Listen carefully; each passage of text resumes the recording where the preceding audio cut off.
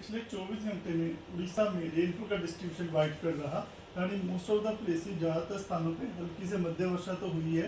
एक जगह पर एक्सट्रीमली हैवी रेनफॉल भी हुआ है, 2 जगह पर वेरी हैवी रेनफॉल और 20 जगहों पे हैवी रेनफॉल ऑब्जर्व किया गया है। सबसे अधिक जो वर्षा है वो सुंदरगढ़ के मंदिरादम में 224 मिलीमीटर दर्ज की गई है।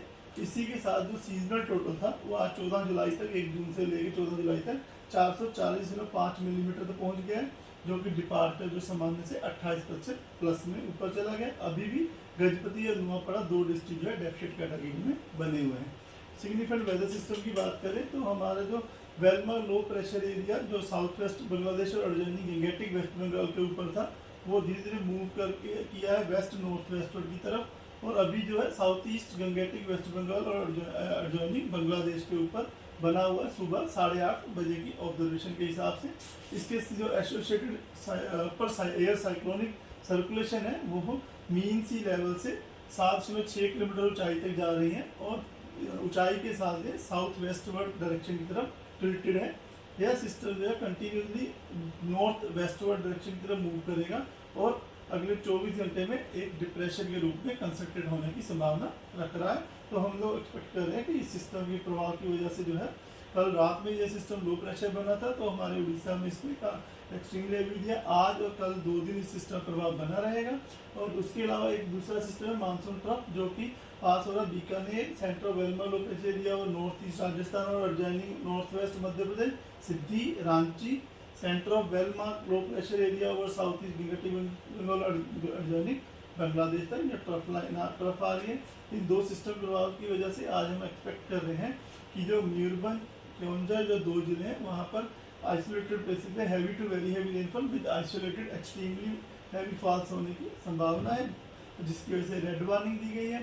सुंदरगढ़ में हम लोग इम्पैक्ट के बेस में एक्सपेक्ट कर रहे हैं कि रेड वार्निंग रखी गई है, क्योंकि कल वहाँ एक्सट्रीमली हैवी रेनफॉल हुआ है, फ्लडिंग और सिचुएशन है, जिसकी वजह से हम लोग रेड वार्निंग रखा है। वहाँ रेनफॉल जो हम एक्सपेक्ट कर रहे हैं कि heavy to very heavy rainfall हो सकती है। उसके बाद बालासोर, भद्रक, केंद्रपाड़ा, जयपुर, ढेंकनाल, अनुगुल, देवगढ़ इन जिलों में ऑरेंज वार्निंग दी गई है आइसोलेटेड से heavy to very heavy rainfall के लिए।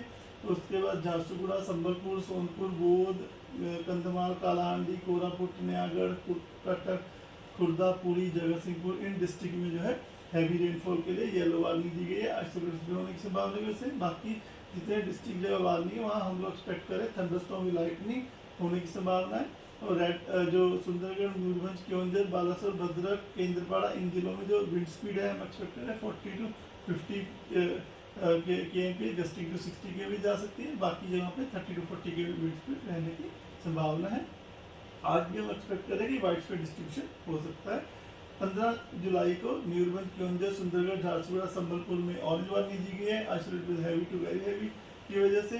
और बाकी जो नॉर्थ उड़ीसा और हमारा नुआपड़ा, बुलांगी, बोध ये सब डिस्ट्रिक्ट हैं, यहाँ पे अन्य स्थानों में आइसोलेटेड हैवी रेनफॉल होने की संभावना है।